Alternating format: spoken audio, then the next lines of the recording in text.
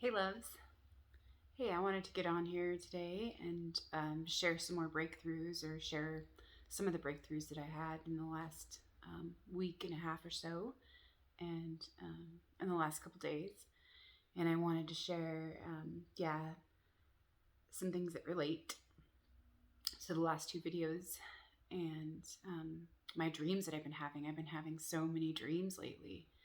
And that's been such a gift for me to receive and such a great window um, to view certain messages, to receive certain messages that my psyche has for me, that my unconscious or my subconscious um, is bringing to the surface for me. And I've always enjoyed looking at those things, and it's always given me a lot.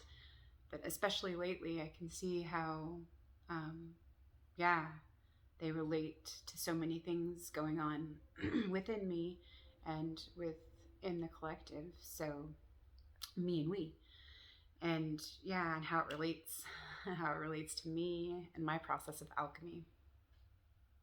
And so I didn't know exactly what I was going to share because there's so many things that have been emerging and coming up to play, popping out to play.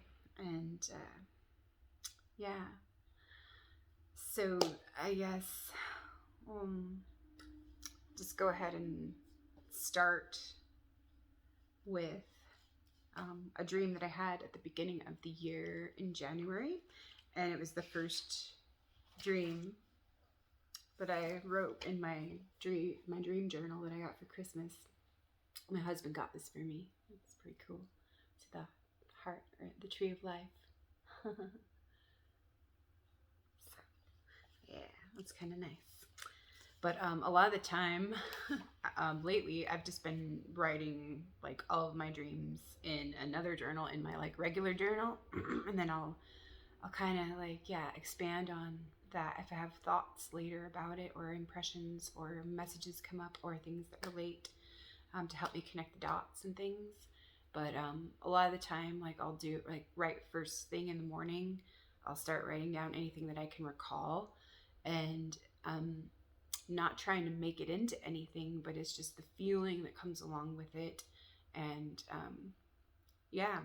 just kind of going with my intuition and those kinds of things, instead of breaking it down, analyzing, looking up every single symbol in a dictionary or whatnot like I used to. I used to kind of way over analyze things, but now it's a little bit different. My process has been refined a little bit, to where I'm actually feeling into it instead of over analyzing it or overthinking it. But then it is good to go sometimes with certain symbols or certain relationships or archetypes that come up, to go investigate some of those things too if I'm not quite clear, or it kind of gives me other ideas of what those things might be pointing to in certain ways. And it's really interesting anyways. And just looking into that, being willing to see into it and being willing to recall, or just writing down everything that I can think about it, letting it rest for a minute sometimes, and then going back to revisit it as well. And just kind of letting it reveal itself to me and show me the things that serve me to see. And being willing to see all I need to see for my healing, my well-being, and integrity. And so I'll just share some of this dream from January 1st. It was January 11th, my first entry. So I wrote a few dreams, not sure which is which or how to differentiate them, but I will write down what I recall and remember. And so in this dream, it was my cousin Max and my dad and myself in our old Farmington home, which was my second half of my childhood and adolescence and my teenage years. So going back to that Farmington home, and it was located in the basement and going down the stairs, and my dad slips on the stairs. It says elder slipping and falling. And then my cousin Max sitting below, he started throwing up on the floor after what happened to my dad. And does he feel like it's all his fault, or does he feel internal guilt? It's almost projectile vomiting or lots of liquid coming up, splashing on the floor. It seems like Dad might be okay, but not sure who else was with us, but it seemed to be 3 of us coming down the stairs, and Max was number 4. The room looks like it did when it was Lisa's bedroom, so that's my sister. And the next little snippet, Scott and I are in a house. I'm not sure if it's a house I know in real life. Why does it make me think of an old apartment or even my childhood Vegas home? So I'm not sure. Anyway, we are in a bedroom and preparing to go to sleep. And then there's a brown, white, and large bear, a bear in the house, and it frightens me. I don't know what to do. I don't feel safe. I feel very frightened and vulnerable, asking for help. What do I do? And so I don't know how to be with a bear. That's like kind of the thoughts that were coming up in the dreams. How do you be with a bear? How do you do that? And what do you do when a bear approaches? And I think Scott says, just stand very still and make yourself as tall as possible. And so we're standing up on a twin bed, and the bear approaches and doesn't look as threatening or as large as I originally took it to be. But now I realize that he hasn't shown me his true height and strength, and he rises on 2 legs and stands up to meet me, putting his front paws on my shoulders. This is so scary, but he just seems to be curious rather than vicious. And I worry for a moment that he might bite my face, and I feel some fear momentarily. But I think we just stand there together for a moment, looking into each other's eyes. And then the bear withdraws and goes to go to sleep on a dog bed by the door. LOL, like he's a companion and a friend. It seems like he just belongs here, and he always has. He's always been here. That's weird. So is it some kind of power that I am reclaiming or accepting? Something that I'm now willing to meet? Is it my own inner strength? So I thought that was interesting. So how the dream, or what I recalled first, like about going down into the basement. And that could be a representation of, the unconscious or the subconscious, or what's beneath the surface of things. And so I feel like it was kind of had to relate to family, to the family home, because this home that I'm describing in the first part of the dream, it was my mom's, it was her second half of her childhood home. And my grandparents built it in the 40s. And so there's a lot of history there. So it's definitely a family and a generational home. And so, it's interesting that my dad and my cousin and my sister were kind of, themes in this dream. And kind of what has happened this year, and it's played out through our relationships and the family dynamics and patterns and things, which I felt was pretty fascinating and pretty profound. And so I looked at like my dad falling down the stairs, or an elder slipping, and then the reaction to it, and there was a lot of vomiting and a lot coming up and splashing. So splashing on the floor, and it was about like guilt and pain and shame and worry and concern and anxiety and things. And going back to that time in my life, there was a lot of trauma, and there was a lot of conflict, and there was a lot of things going on. There was abandonment issues, where my mom had left the family, and my dad was there to take care of me and my sisters.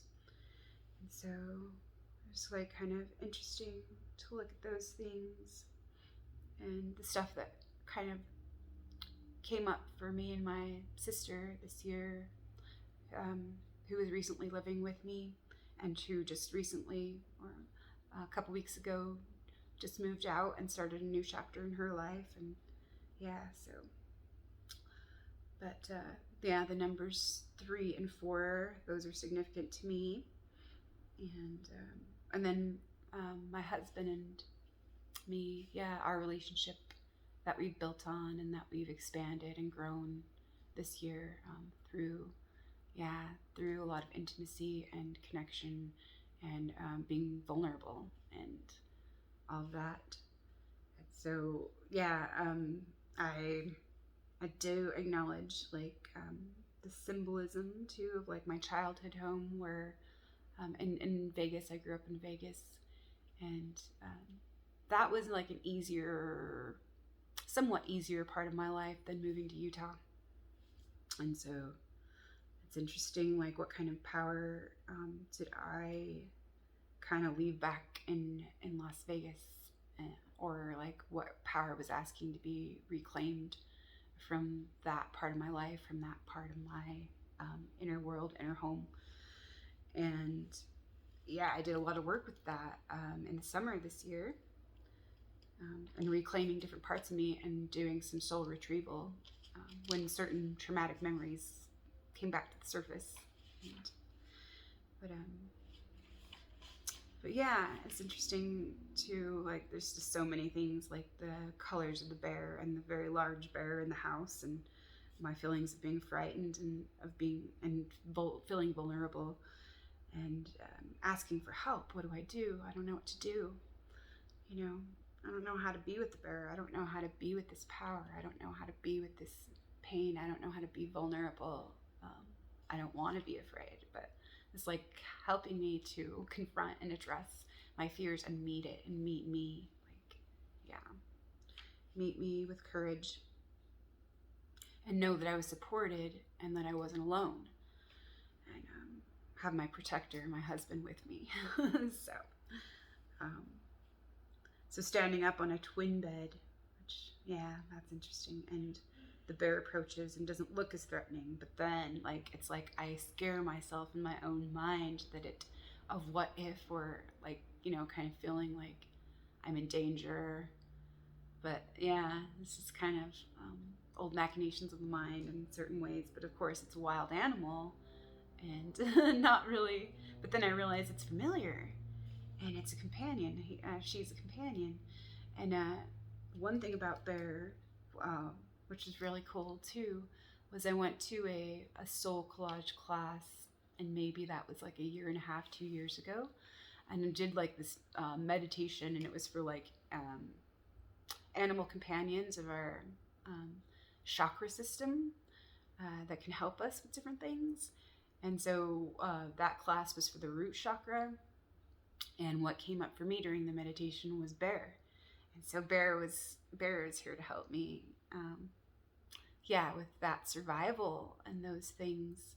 And so Bear has been coming up a lot. I think I mentioned that, in the last video, and in the last video, because she's been coming up like the last couple months. And so I finally decided to dig more into that, investigate, and pay more attention to what she was offering, and the messages that she had for me. And I looked at some things yesterday, reviewed some things, refreshed on those things, and I would even like to try and find what I had written about that session or about that class, and that's just one thing that I get to do, but one step at a time. And so it's just like this, it's like a spiral that unfolds too. It's like, and it's so cool, like how like it does relate to so many things, how one symbol can hold so much. And another symbol that's coming up for me a lot this week, it is just too crazy, like way, is the pine cone.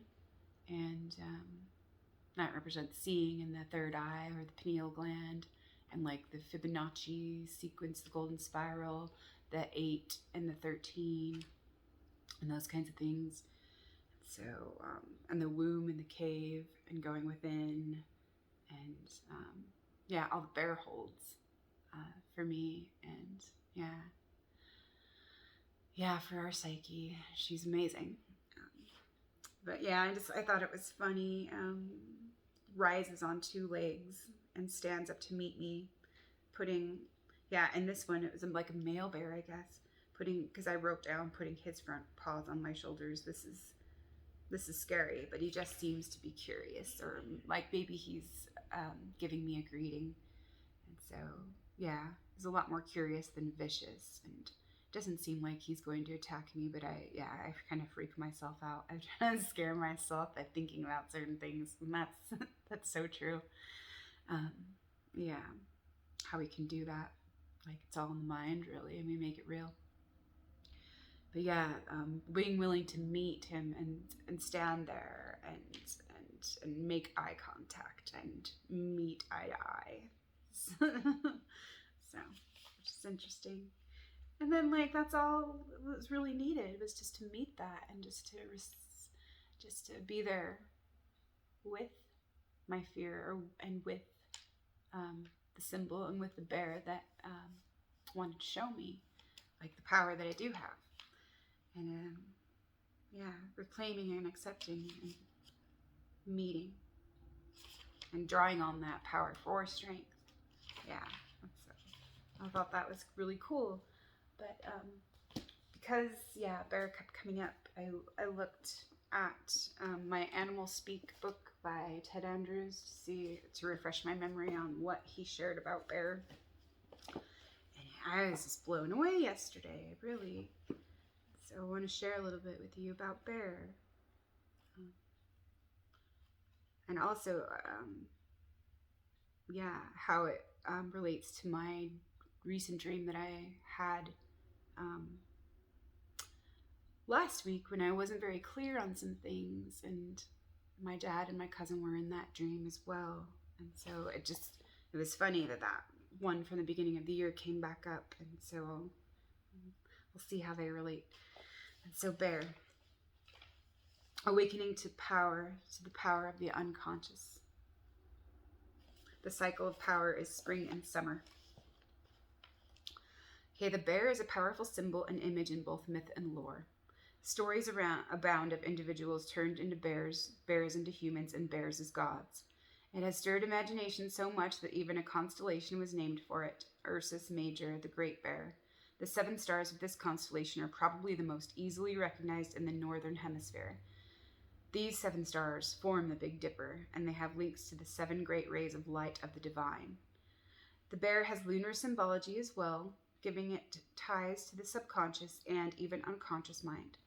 It was an animal associated with the goddess Diana, a goddess of the moon. And we just had our full moon, and a lunar eclipse about 2 days ago. It is also a symbol for alchemy, the negrito of prime matter. It relates to all initial stages and primal instincts. Like birds, the bear is often considered among Native American peoples as kin to humans because, like birds, it can stand and walk upon 2 legs. For many, the bear and the wolf are the last true symbols of the primal natural world, and many ecologists believe that how humans respond and protect their lands and their future will be most honest depiction of how serious humanity is about preservation of our environment and the natural resources within it. The bear is the largest of the carnivores, but it will eat almost anything. It is omnivorous, eating both plants, fruits, and meat. It actually eats less meat than many smaller carnivores, such as the fox. And fox has been coming up for me a lot lately, too. Contrary to popular belief, bears do not truly hibernate. They do live to a great degree on their stored-up fat. The body temperature will drop a little, around 13 degrees, and the breathing rate can be cut in half. The depth of their sleep depends greatly upon the amount of fat stored. This reflects the bear's ability to teach those with it as a totem how to go within to find the resources necessary for survival. The bear can teach you to draw upon all your inner stores of energy and essence, even those which have never been tapped or accessed. Meditating and working with bear will help you go within your soul's den, your inner sanctum, to find your answers. During the winter's sleep, the black bear's kidneys shut down completely, and scientists are studying this activity, hoping it will provide clues to more successful kidney transplants. Physicians would love to find a way to duplicate this in humans so that diseased kidneys would have time to heal. This is part of what bear medicine is about. The kidneys serve a vital function in the body, excreting urine and also filtering the blood plasma. Metaphysically, the kidneys are symbols of discernment and discrimination. If bear has shown up in your life, ask yourself some important questions. Is your judgment off? How about those around you? Are you not recognizing what is beneficial in your life? Are you not seeing the core of good deep within all situations? Are you being too critical of yourself or others? Are you wearing rose-colored glasses? Bear medicine can teach you to go deep within so that you can make your choices and decisions from a position of power. All bears are astonishingly swift. The black bear and grizzly can reach running speeds of 35 to 40 miles per hour for short distances. All bears, including the polar bear, can climb. Only the size of the tree will discourage the climbing. Bears are often associated with trees. Nature programs love to photograph bear cubs high up in the trees or adults scratching themselves against them. There are even bear trees. Trees marked with claws as signposts along the well-worn and traveled path of a particular bear. The tree is a powerful and ancient symbol just like the bear. It is a natural antenna linking the heavens and the earth. Different trees do have different meanings, as was discussed briefly in an earlier part of this text, but in general it represents knowledge. It is a symbol of fertility, of things that grow. As the bear teaches you to go in and awaken the potentials inherent, the tree serves as a reminder that we must bring what we awaken out into the world and apply it. Make our marks with it. Anyone with the bear totem should keep the cub in themselves alive and occasionally climb trees, if only to get a clear perspective. For those with the bear as a totem, it is important not to hide away and try to hibernate all year round. You must come out of the den. This is even reflected in the birthing process of bears. Female bears give birth during their heavy sleep, semi-hibernation stages. Usually 2 cubs are born, sometimes 3. They are born helpless and semi-conscious. The cubs nurse in the safety and warmth of the den throughout winter. As spring approaches, the mother and her cubs will emerge. The cubs will have become strong enough to follow their mother. This is tremendously significant for those working with the bear totem. It often reflects a need to go deep within yourself, to have periods in your life when you can be more reclusive. During these times, you will be able to go within yourself and even give birth to 2 or 3 ideas or projects. Which is kind of funny because that's happening now. And being away from social media for the last 2 months or 60 days now, has opened up the space for me to be able to do that and to go within more deeply and to initiate some creative projects that I had been kind of procrastinating. So it's just all in the timing though. Yeah. So those with the bear totem, yes, will find this cycle of semi-hibernation and reclusiveness during the winter very natural. They will also find that with the spring will come opportunities to act more assertively in regard to that which has been nursed through the winter months. Bear people should be patient, though, as the cubs will usually stay with the mother for up to 2 years. This can reflect that those projects you nursed may not come to full fruition until the 2nd year of the cycle. Although distantly related to the dog, the bear is a closer relative to the raccoon. There are a variety of bears. The most common bear is the black bear. This is a kind of misnomer. Not all black bears are black. They can be brown, cinnamon, and various combinations.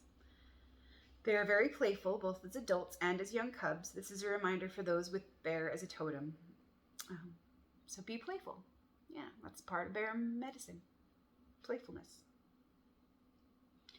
And the largest bear is the Alaska brown bear. A relative of the grizzly, the brown bear is relatively solitary. The grizzly has long been known for its strength and ferocity. Although it can be quite fierce, it is not naturally aggressive. By far the most outstanding hunter of the bear family is the polar bear. This white bear has no fear. It is the most carnivorous and aggressive of all the bears. It is at the top of the food chain and has no enemy other than humans. It feeds to a great degree on seals, and those with this totem should study the qualities of the seal as well.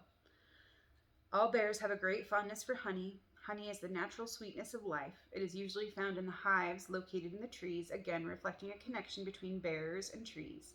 It is a reminder for those with this totem to go within to awaken the power, but only by bringing it out into the open and applying it will the honey of life be tasted. So yeah, kind of goes into what I was expressing before and the messages I was receiving about applying and practicing and playing with the wisdom and embodying the wisdom, bringing out into the world, coming back out into the world and sharing what we have learned and what we have integrated and what we've been working with, share it with others, and all that. So I thought that was kind of cool. And I also looked at Bear in my medicine cards book again, and I've also had like synchronicities with number 5 coming up, and I forgot that in this book Bear is number 5, and so I was like, oh, that's cool. And so number 5, Bear, in this medicine cards by Jamie Sams and David Carson. Introspection. Bear, invite me into the cave where silence surrounds the answers you gave. So, the strength of Bear medicine is the power of introspection. It lies in the west on the great medicine wheel of life. Bear seeks honey or the sweetness of truth within the hollow of an old tree. In the winter, when the Ice Queen reigns and the face of death is upon the earth, Bear enters the womb cave to hibernate, to digest the year's experience. It is said that our goals reside in the West also. To accomplish the goals and dreams that we carry, the art of introspection is necessary. To become like Bear and enter the safety of the womb cave, we must attune ourselves to the energies of the Eternal Mother and receive nourishment from the placenta of the Great Void. The Great Void is the place where all solutions and answers live in harmony with the questions that fill our realities. If we choose to believe that there are many questions to life, we must also believe that the answers to these questions reside within us. Each and every being has the capacity to quiet the mind, enter the silence, and know. Many tribes have called this space of inner knowing the Dream Lodge, where the death of the illusion of physical reality overlays the expansiveness of eternity. It is in the Dream Lodge that our ancestors sit in council and advise us regarding alternative pathways that lead to our goals. This is the power of Bear. So it is in the Dream Lodge that our ancestors sit in council and advise us regarding alternative pathways that lead to our goals. This is the power of Bear. So the female receptive energy that for centuries has allowed visionaries, mystics, and shamans to prophesy is contained in that very special Bear energy. In India, the cave symbolizes the cave of Brahma. Brahma's cave is considered to be the pineal gland that sits in the center of the 4 lobes of the brain. If one were to imagine an overview of the head, the top of it would be a circle. The south would be the forehead, the north, the back of the skull, the west would be the right brain, and the east would be the left brain. Bear is in the west, the intuitive side, the right brain. To hibernate, Bear travels to the cave, which is the center of the 4 lobes where the pineal gland resides. In the cave, Bear seeks answers while he or she is dreaming or hibernating. Bear is then reborn in the spring, like the opening of spring flowers. For eons, all seekers of the dream time and of visions have walked the path of silence, calming the internal chatter, reaching the places of rites of passage, the channel or pineal gland.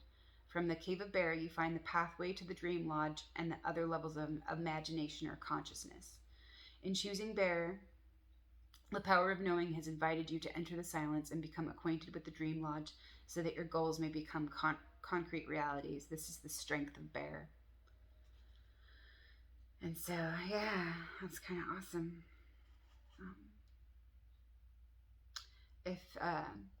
I'll just read this little part. If Bear was in the reverse position or contrary position, it says if Bear has been drawn reversed, your internal dialogue may have confused your perception of your true goals. In seeking out answers or advice from others, you may have placed your own feelings and knowings aside. The time has come to regain your authority, for no one knows better than yourself what is proper and timely for your evolution. Reclaim the power of knowing. Find joy in the silence and richness of the mother's womb. Allow the thoughts of confusion to be laid to rest as clarity emerges from the west, nurturing your dreams as the Earth Mother nourishes us all. Bear in the contrary position is teaching you that only through being your own advisor can you attain your true goals. Anything less than the doing of that which gives you the most joy is denial. To achieve happiness, you must know yourself. To know yourself is to know your body, your mind, and your spirit. Use your strengths to overcome your weaknesses and know that both are necessary in your evolution. Journey with Bear to the quietness of your cave and hibernate in silence. Dream your dreams and own them. Then in strength, you will be ready to discover the honey waiting in the tree of life. So, isn't that just freaking awesome? All those synchronicities, like with all of that, strength and the power and the dreams and the sweetness of life and the cave and the pineal gland and all of that. All of that. So I just thought that was so, so great. And yeah, super appreciate all that and all the messages and the potency of that. And so, yeah, it's just kind of funny how like certain things come up, and yeah, it's not like a linear thing sometimes. It's not. It's cyclical. And so, yeah, it's fun to see it in those ways. Through all ways. And so, yeah, the last stream that I kind of brought up a lot of different things because it was reflecting like a lot of things on the inner and the outer stage of the things the conflicts I was still trying to work with and resolve and yeah, kind of harmonize in certain ways or make peace with. And I looked a little bit more into some of the themes that I wasn't quite clear on. And I looked at the wound also, was looking at like what wound is asking for healing. And in the dream, it was a wound, like a hole that was getting deeper. It seemed to be getting larger and deeper, or maybe just getting down to the heart of the matter, getting down to the root of the wound, the source or the origin, or where it came from, all of that. And so it did have a lot to do, because it was kind of funny, like what it reminded me of. It was like reminding me of like maybe it was a cigarette burn, and then it just kept getting deeper and deeper and deeper, that's kind of funny because I've been looking at my habits and looking at what's been hard for me to let go of, or and smoking has been one of those things where I just like, I don't beat myself up about it. I claim it and I own it, and it's like I know it's like one of my choices. It's my power to choose it, and to allow myself to choose it, and just to be aware of how I'm feeling and what my body's telling me. And my body's telling me lately, it's not really working for us anymore. And I've just been feeling that, and it's been something that I've struggled with like for the last couple of years, gone back and forth about, why I decided to start. And it was more of like a shield to protect myself, or it was like kind of a, fuck you, if I have to be here, I'm going to do it my way. I'm going to do this. And it did like kind of keep certain people away from me, or I don't know, it just kind of insulated me in certain ways too, or it helped in certain ways. Like, I don't know if I want to say helped, but well, it was a survival strategy, really. And it was just something, that I kind of consciously chose to do. And I remember like doing that when I was about 15 years old. Like, man, this isn't really enjoyable, but I'm going to do it anyway, because it was like the rebel in me that wanted to say, fuck you, I'll do what I want to. And that kind of a thing. And it was that Farmington home that I grew up as a teenager in, and going out the back door to the backyard, and like mostly, doing it there, smoking. And I had a dream about like that relates to that home, and to going out that door, and it like kind of connected some dots for me in certain ways. But it's super, super interesting, like to see more deeply into things and what my dreams and those messages had for me. And it just, all those synchronicities. And so I was looking at certain wounds and like what wound is asking for healing here, and yeah, what's gotten under my skin, and those types of things. And yeah, it has a lot to do with like family patterns that was coming up, and dynamics, and the not enough, too much story, and the smothering and abandoning. Like, it was either one extreme or the other. There was no like middle ground there. It was, yeah, two extremes. Not enough, too much. Like, never enough. Like, never just enough. And never could like really just be. And yeah, so there was a lot to see there. And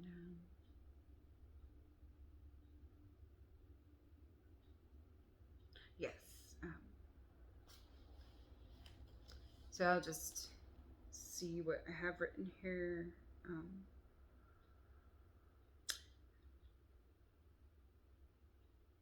I'll start reading. So is this a pop quiz for me to see my people pleaser that wants to please, to see through the judge's eyes or the lens of the judge, and or wonder what I did wrong? Like, yeah, I was just always like, yeah, if somebody wasn't pleased, it was like, yeah, it was like some kind of automatic mechanism that would like watch outside of me. Certain things were, it was some kind of lens that didn't source from myself, but it was like the lens of the judge and the victim. And yeah, kind of like, where do I give my power away to certain things outside of me? And yeah, the not enough and the too much, and like always thinking that it was me, like what's wrong with me, and what's wrong with this, and all that kind of a thing. And so where did I go wrong, or where was I wrong, or where have I been judged wrongly? And interesting, because really it doesn't matter. Like, I know this to be true. If someone doesn't agree or doesn't like or understand me, it's not really about me anyway. And I'm the one that gets to like me. I get to give myself my permission to be all I am, my love for me. Perfectly imperfect through all love's ways. I'm doing my work, and it's a gift I get to free, allow, and unfold through being. And through being me, being true to me. So the nitpicker was coming up in various ways, and the detective who wants to know like what's going on here, and the like related to the hunter, and the one that wants to track things down and things like that, investigate things. But it's kind of funny how like they're all kind of interchangeable, where sometimes like the hunter wants to investigate something, but it wants to find out what's wrong in certain ways, and it can become the nitpicker, or the nitpicker picks out all these things that are wrong, but like doesn't get down to the root of the matter sometimes. Because so distracted with all these little things, like these little details that are perceptions or being perceived as wrong, like these things. But what if they're not wrong? What if they're just like little clues about different stories, or different whims, you know? So so the investigator, the hunter, and the people pleaser, wanting to please and to be pleased, and to avoid the discomfort or the disease of rejection, exile, pain, and misunderstanding. So how interesting. Projections, reflections, and connections. Our beliefs filter our perceptions and color all we see. So our stories, myths, beliefs, and dreams, a desire for safety and security, predictability, ego control. Our stories, myths, beliefs, and dreams, receiving, listening, seeing, surrendering, choices, awareness, disempowering and empowering themes, opportunities through challenging my and our rigidities, and letting go of the need to be pleasing or pleased, receptivity and responsibility, attending to what I need and can offer, receive, contribute, and be for me and we. And all that really is for me and we. Love through all of her, my, our ways, life's ways. So remembering neutrality and not taking things or others' reactions, responses, prejudices, and preferences personally or so very seriously. And yeah, I read that. Yeah. And so that goes into, some of my questions that I had, where I was disappointed, where I had expectations, looking at my expectations, ideals, and resentments, my unconscious projections and over idealized perceptions and implanted beliefs of perception, projection, perfection, expecting others to be as we need or want them to be so we can be comfortable or we can be cared for or we can be fully heard, seen, and received, and projecting our limitations, ideals, gifts, and strengths onto others to live vicariously through false images, myths, lies, and stories. And then, so yes, this goes into that, where I did pick up my dream journal and looked at that dream that I just shared with you.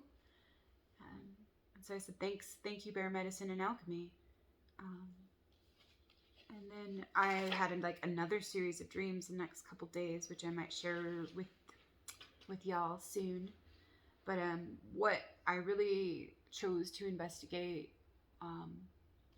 because I kind of, after I had shared and expressed and spoken, my own words, I know they're always for me. And so I go back and I listen to them, and then I get something different out of it, because it's not like I'm planning on what I'm going to say. Like I have an idea or I have ideas or different themes, that I might choose to begin with. But sometimes, it's just when I get on, I don't even share a lot of what I think I'm going to. It's just kind of funny. I prepare a little bit, but really I'm just winging it in a lot of ways. And it's just kind of funny how when I do let go, and I don't have a set plan or an agenda, that's when the wisdom can emerge. And and that's interesting too. When I just wing it and I go with it and let it unfold through me, and come through me. And so I realized, so in this dream that I was having, my cousin and my dad were driving in a car with me, and my dad was driving and I was in the back seat, and I had this wound that was showing, and that it didn't look horrible, but it was obviously something that needed attention. And with what they were seeing and perceiving, and what they were believing about it, was that, it was the most dangerous thing, and they were really concerned for my well-being, and they were upset with me because I didn't seem to be listening to them and taking them seriously. But I had an inner knowing where I already knew what I needed to choose, or what I, what was being asked of me. In certain ways in the dream, I already had an inner knowing of what it really was about, and they wouldn't hear me or listen to me, and they just wanted to tell me what it was. And it's kind of funny that sometimes our ego minds wants to tell us what it is, what we're seeing, but actually if we let go of our own agendas, it can reveal to us our own inner knowing. Our own inner knowing can reveal to us through that inner seeing and receiving. And so what I got was okay, well, I know that all of us have been in fear and in our own survival strategies in certain ways. So let's look at the fear. Let's confront the fear. Let's examine the fears again. And it was kind of feeling there is this mutual frustration, because we're all coming from different places in certain ways. And, some of our deepest fears are not the same, but they do relate to wounds that reflect each other. So, I did want to have more of an understanding of what our fears were about, and so I could have more compassion in seeing deeper into the matter and understanding where they're coming from as well, in deeper ways. And so it's not just a fear of death and disease, but it's a lot deeper than that too. And so I don't want to minimize that. I know yeah, I can understand and I can relate. Like in a lot of ways, we are afraid of being harmed in certain ways and harming another. That's like some of our worst fears. Like we don't want to harm anyone else and we don't want to be harmed. And I totally understand that and can relate. Like because I understand like that's been one of my deepest fears is I've been so afraid of hurting someone else or of being hurt myself. Yeah, of exposing myself or um, being vulnerable because like we've been hurt, we've been so hurt, and so I do want to like express that, like the compassion that I have around all of that, and not just like brush it off as they shouldn't be afraid of this, but yeah, even though a part of me was just kind of frustrated with like that, like if they could just see through their own bullshit and about this, and see what it really is. But I got to see through my bullshit to see what I really needed to see for me. And so, yeah, just looking at yeah, like the compassion and the care and the love that I do have for them, um, letting go of my agendas of like wanting them to like change their minds or change, um, you know, so that I can feel fine. But yeah, that's the whole thing. And then like looking at the forearm as well, like where the wound was and stuff, and that was interesting. And so I want to share something that I found about that in a minute. But first of all, I wanted to go in and look at, yeah, like these fears and things. And yeah, so I could let like my fears show me and like our collective, like the collective fear, um, really, really have a wider perspective or a deeper understanding of um, where they're operating from and like, yeah, where I'm operating from in certain ways unconsciously or not fully consciously. So I started to write some things. Thank you for friends, relations, teachers, and reflections, and all the gifts of love we share are and offer one another. Because we wouldn't be able to see certain things, and we wouldn't be able to see certain things about ourselves um, because we do have blind spots. And so we do help each other see like more fully in those ways. Yeah, in relationship. And we are social creatures. And that's why we need each other too. We need each other.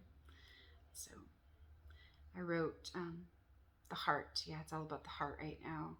Love wakes, shakes, and breaks open my heart. And bare the heart womb cave, roots, discovery, power, love, wisdom, going within, an eye to eye, meeting with love, meeting with courage. So, yeah, some things are hard to look at sometimes, but like, and then we realize too that maybe they're not as scary as they were in our minds, you know. And so the forearm, like in the arms are all about extension and caring for oneself and reaching out to others, and also could be the wielder of the weapon, you know. And I've been looking at that too. Um, it can either help us create things, or it can help us destroy things too. And so, like, yeah, reaching out to others, and it also has like the arms letting go or releasing, and offering and receiving, and like the warrior came up for me. And so, like, what's the wound about? Like, what needs attention and receptivity? It's obviously like self-care for me, care for me, my self-love for me and we.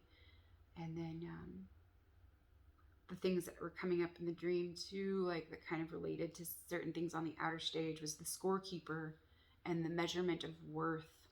Like, is it our worthiness or our value and our enoughness and our feelings of unworthiness and all that as well. So I started to write some things because I did realize, you know what, like, I'm sorry they're so afraid, and like I know how it feels to be so afraid too. So I just wrote this little piece on, I'm sorry that you feel so fearful. I'm sorry that you feel so afraid.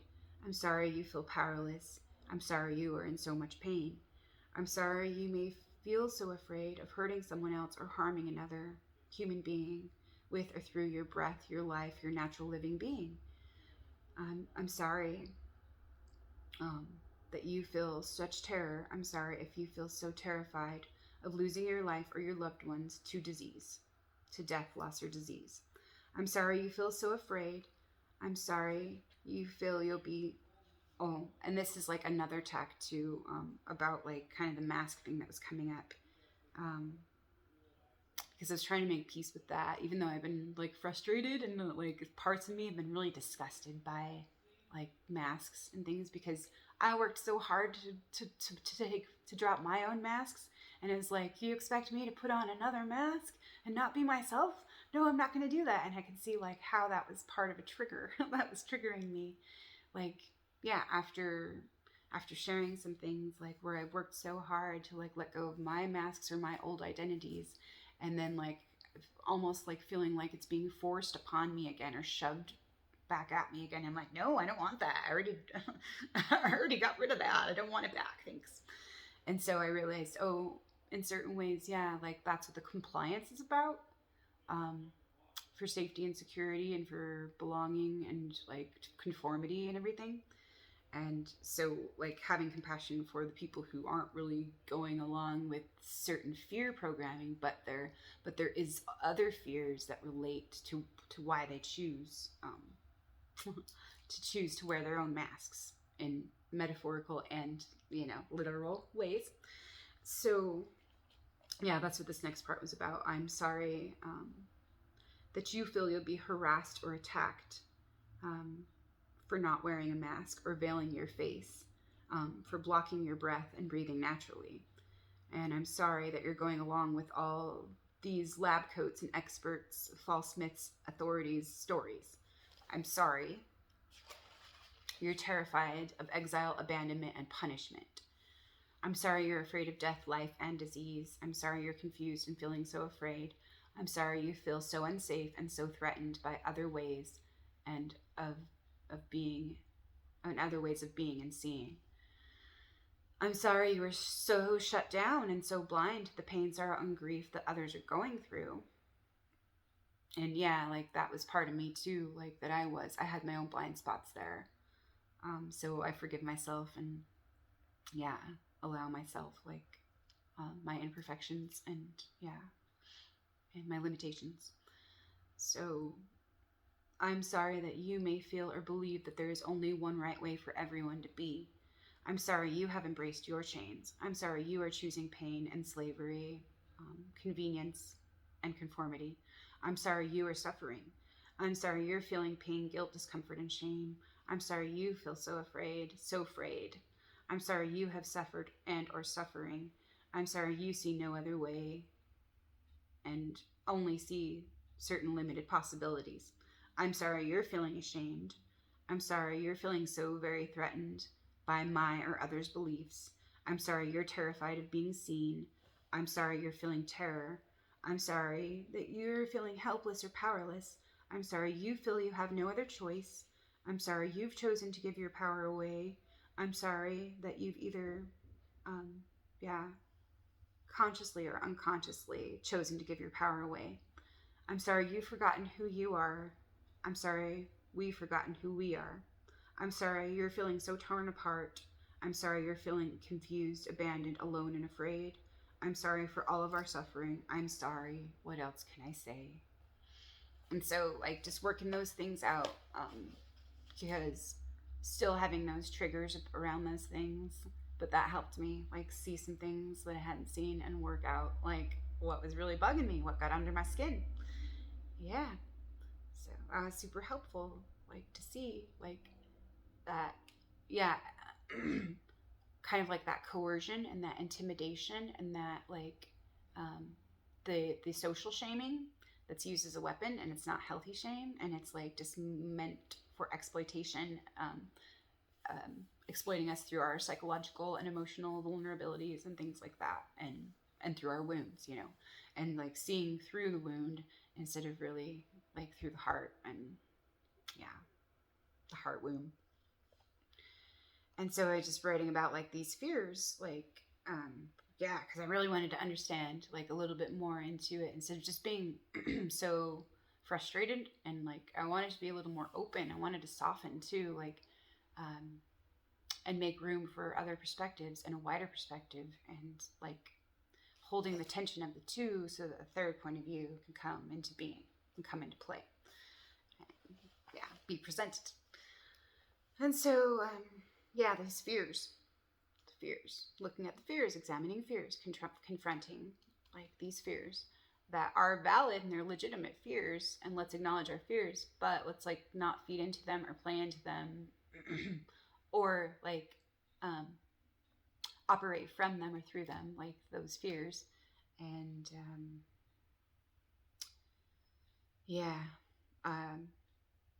make it more real in our own minds. Because sometimes when we address them, they're not exactly what we believe they were or are. So the fears of hurting another or of being harmed, a fear of our own power to create or destroy. Yeah, because we're afraid of that. We're afraid of how powerful we are. And that was like a couple years ago, I realized like that was one of my deepest fears. Like I was so afraid of my power because I didn't want to hurt anyone else. And I was also afraid to shine too. So I've been used to hiding for so long. And I felt like that was a risk for me. It's like sometimes, it can really trigger people in a lot of ways. And make them uncomfortable. And it's like making waves. And so, I never wanted to do that, was make people uncomfortable. But now it's like, to be true to me, it's like, I can't settle for anything less. I can't go against myself. Like, I can't compromise myself. And so it was, conflicted there in a lot of ways. So a fear of abandonment and a fear of rejection, a fear of exile and a fear of punishment and disapproval, a fear of humiliation, a fear of being wrong, a fear of being ridiculed, fear of appearing wrong or foolish, fear of being an asshole, because no one wants to be the asshole, right? I mean, sometimes we like being the asshole and we feel justified in being the asshole. Sometimes being the asshole is right. So, fear of not fitting in or a fear of not belonging, a fear of not being accepted, a fear of death, loss, and pain, a fear of suffering, fear of being knocked off the pedestal. Oh my God, the false image shattering, the illusion, fear of losing everything, a fear of built up reputation or self-made reputation shattering, crashing, burning, collapsing, a fear of insecurity, a fear of intimacy, a fear of joy and pain, a fear of our own feelings, a fear of being vulnerable, a fear of being scapegoated. Yeah, that one was huge, like that I recognized right away, like in March, because the scapegoat. And I was just like, oh geez, because I could see so many parallels and things about that. It was like really obvious to me in the beginning, but then I got to see more and more and more about the scapegoat and how like the scapegoat and the sacrificial lamb, how that's like very old programming and things. So